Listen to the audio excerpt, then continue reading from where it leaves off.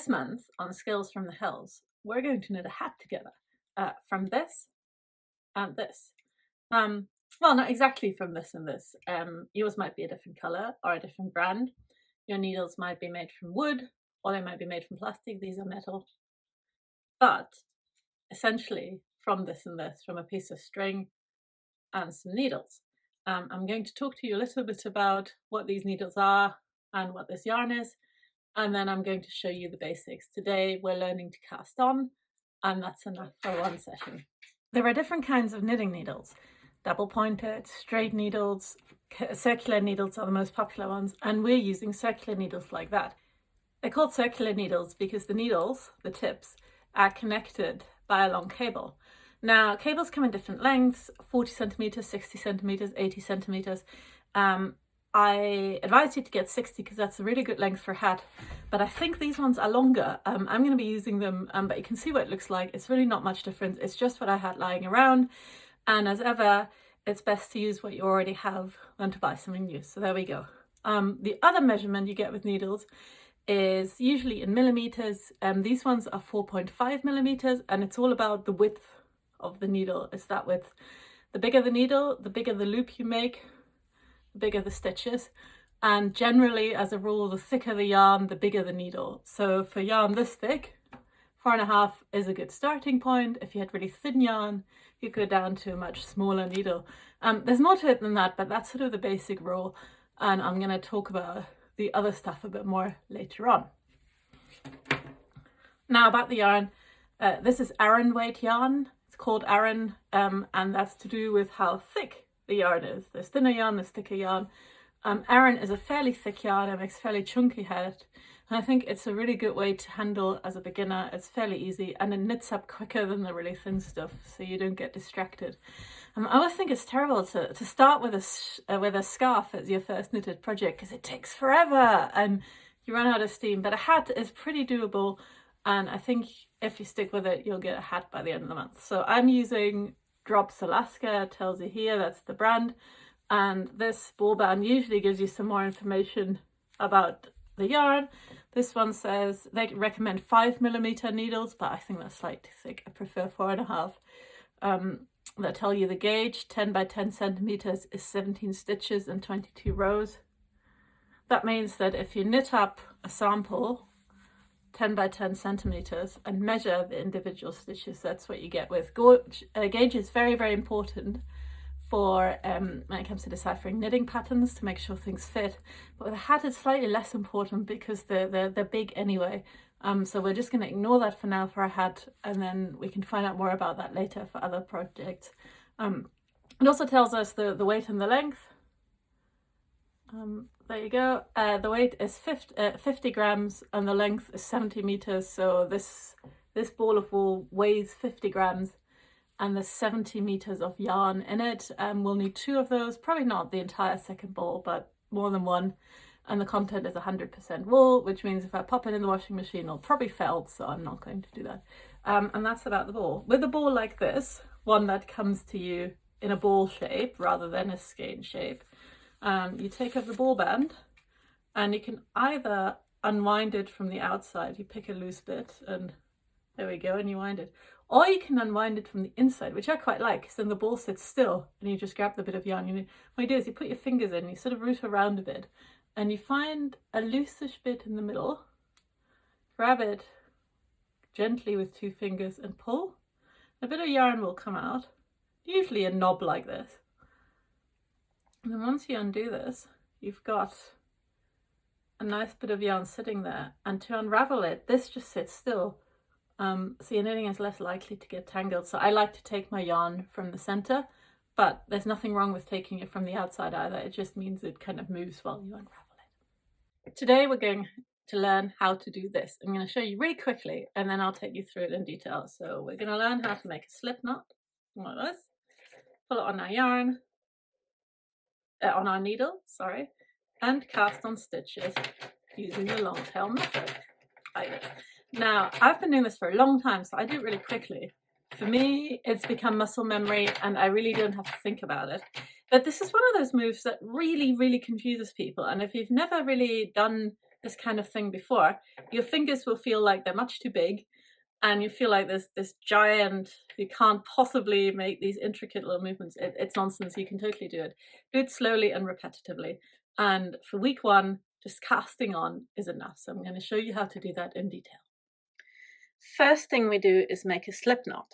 It's a fake knot, and it's basically made by doing a loop like this and making a second loop like this and pulling it through your first loop. Hold this, pull the ends, and there's your slip knot. It's called a slip knot because if you pull it, it comes apart again. Loop like this. This is your end, short end, this is your longer end. Take the longer end and turn it into a loop. Put it through this loop here. Pull and pull it apart. One of the wonderful things about knitting is that, unlike sewing, where if you cut into your fabric and you do it wrong, you're really screwed, with knitting, it's just a piece of string and you can generally always undo it again. So if you mess it up, undo it, do it again.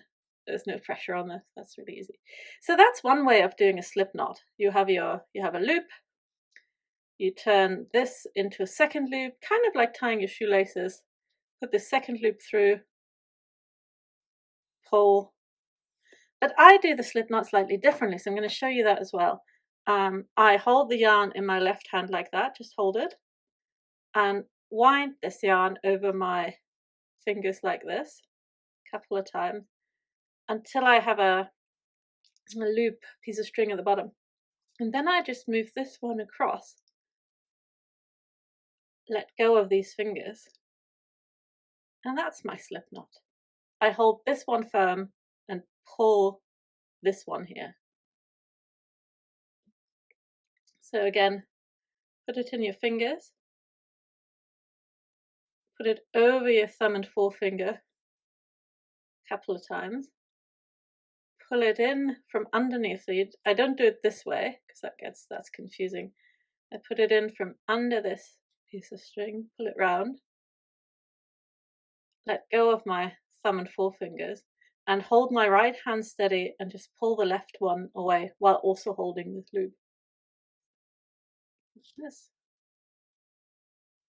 Like this. 1, 2. Go under. Hold it. Pull. There you go. So there's different ways of doing it. If neither of these work for you, have a look on the internet to see what else is there. But what we're wanting to do with a slip knot is to get it onto our needle as our first stitch. So the way I do it is I hold my needle already, but you don't have to do that, is do my slip knot, pull it, hold them like this, and put it just on my needle, and then tighten this so it sits tightly on the needle. It still needs to be able to move, but fairly tightly, and that's it. And that sets us up for doing the casting on. So your first task is to learn how to make a slip knot this way, with the loop going through, or the other way, where I hold it like this, and to put it on your needle. And that's your first task. There are lots of different ways of casting on. Casting on just means getting the stitches onto your needle so that you can start knitting afterwards. It's not technically knitting because you're not doing any knit or purl stitches. It's just the setup row. But it's something that takes beginners a really long time. So it's worth trying this over and over again until you feel comfortable with it, and just doing it as a little exercise in casting on. There's lots of different ways of casting on, and all the cast-ons look slightly different, and they all fulfill a similar purpose in a slightly different way. But I'm going to teach you the one that I use most of the time, that I find easiest to do, and that I find most relaxing to do. So I thought that was a good thing to do, and I find this one less fiddly than some of the other ones as well. It's called the long tail cast on, and it's called a long tail cast on because we're going to end up with a pretty long tail because we use the tail to make that first row of stitches. So I'm going to show you how to do that. To do the long tail cast on, we're going to need a long tail of yarn. This is the tail, the end. Whichever end you choose, could be the end from the inside or the end from the outside. It doesn't matter, whatever your end is. Unwrap about maybe a couple of feet of yarn. So I've got quite a bit here. 1 foot, 2 feet. And that's where you're going to start making your slip knot. So you're going to want a long end. Unravel this bit as well so your slip knot is easier. And go make your slip knot like this, like you've been practicing. And stick it onto your needle. I stick them this way around. So this one, the one coming up off the top of my needle, is my tail. And the strand coming off the bottom of my needle is the one that's attached to the ball here. Now, for the long tail cast on, this is going to look complicated, but bear with me. You take your 2 fingers, your index finger and your thumb, and put them underneath, and at the same time grab the yarn. You might want to grab the yarn first, and then put your fingers in. Makes no difference. Fingers, grabbing, fingers. So you're spreading the strands like this, with the slip knot sitting there. And you've got them fairly firmly in those fingers here. That's not going anywhere. Okay? Grabbing, fingers in, or fingers in, grabbing. That's what you want. So to cast on your first stitch, it's all about these lines here. When you're spreading your fingers like this, you end up with 4 strands. 2 of them are attached to your needle, and 2 of them are attached to the hand. Look, you're holding them down here, that's 4 of them. And you're going to do stuff with all of these to form a loop. You're going to go under this one, over the next one, round this one, and then you're going to pull that one through this loop, let go of your thumb, and pull down with your hand, and use your thumb to pull down as well. And that's your first stitch. And you pull it until it's tight, so it can still move, but it's virtually the same size as that one. And as you can see, the width of the needle that makes a difference to how thick that loop is. If we had a much thinner needle, the loop would be smaller. So that's what we're going to do. And then we're going to do it again. Spread our fingers, go under that first one to move it across, pick up that one from above, pull it through this first one, let go of our thumb, start pulling with our 3 fingers, with our fist, and move the thumb here to pull down and pull it tighter. And that's it. Now, I don't let go at all at this point because my thumb and 4 fingers are already in the position I need. And I flip them back into this sort of L shape. Can you see that? It's like an inverted L. And that's the position I need. Over this one. Pull that one through. Pick up this one. Pull that one through.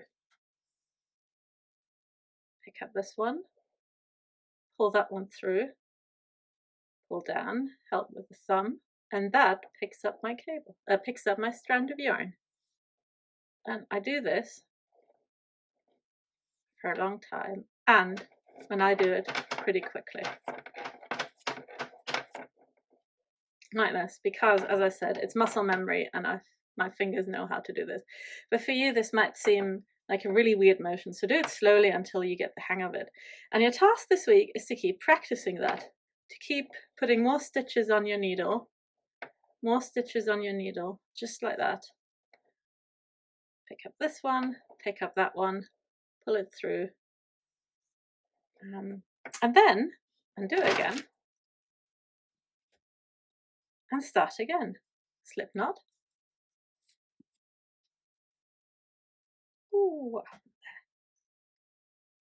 Slip knot. There we go. Clip on the needle and make more stitches. Stitches, stitches, stitches. And your task for this week is to make 96 of these. And we count the first one, we count your slip knot. So that's 2, 4, 6, 7, 8, 9, 10, 11, 12, 13, 14, 15, 16,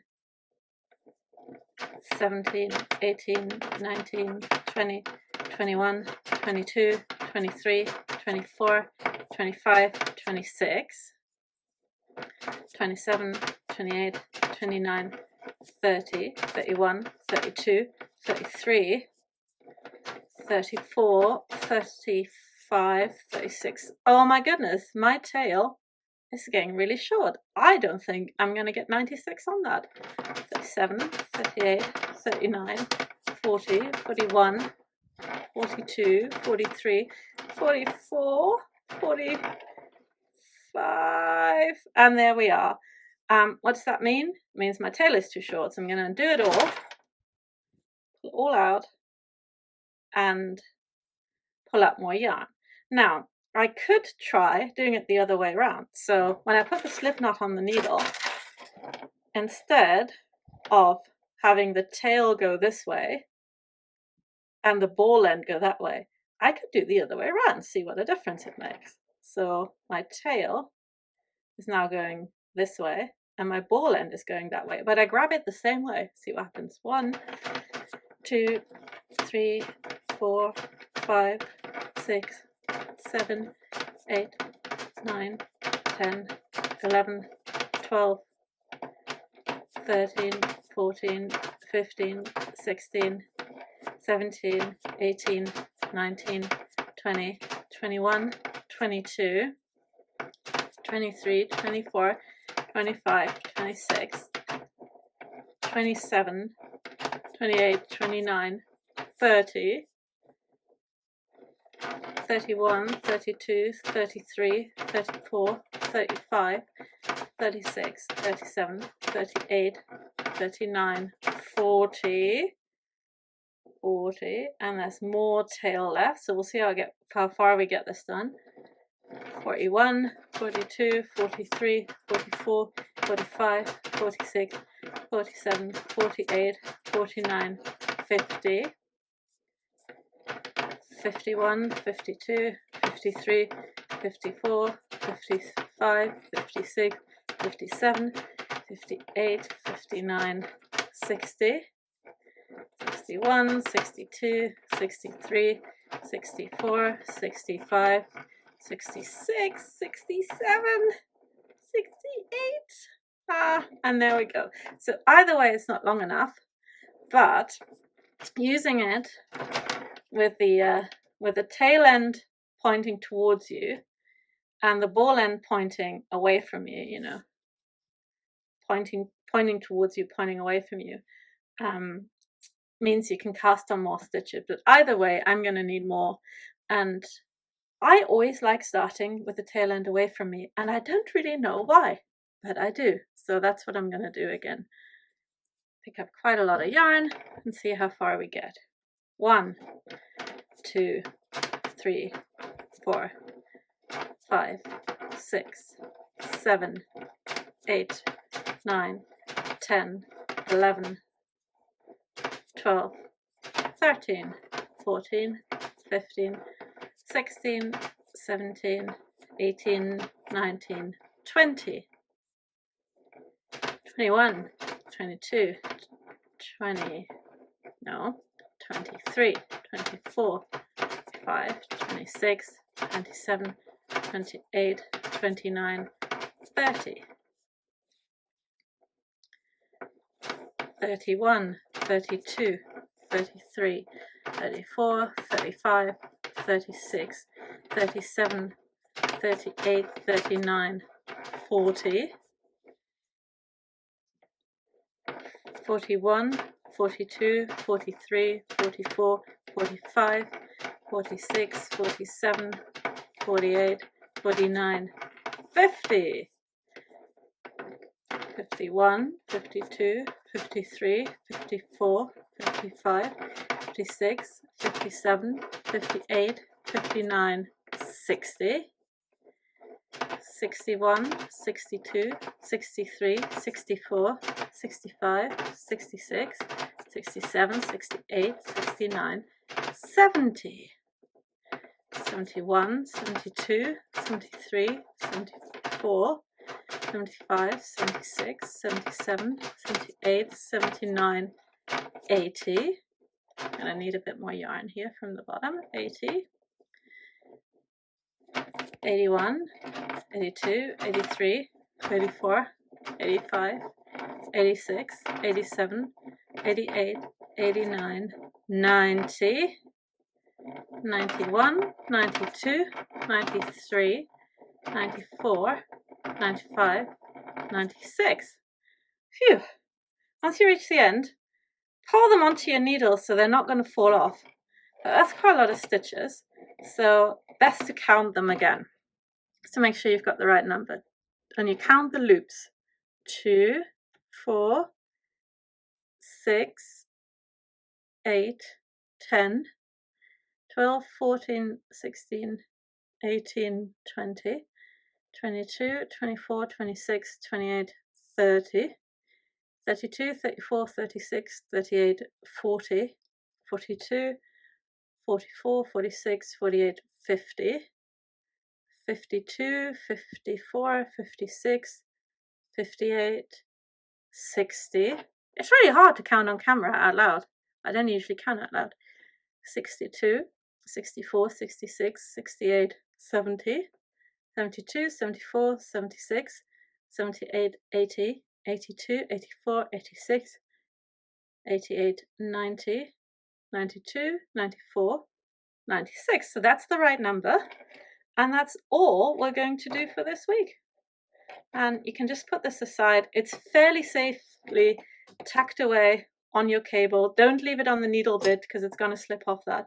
But once it's on your cable, you can just, put it together, put it away in your sewing basket. And that's it for this week.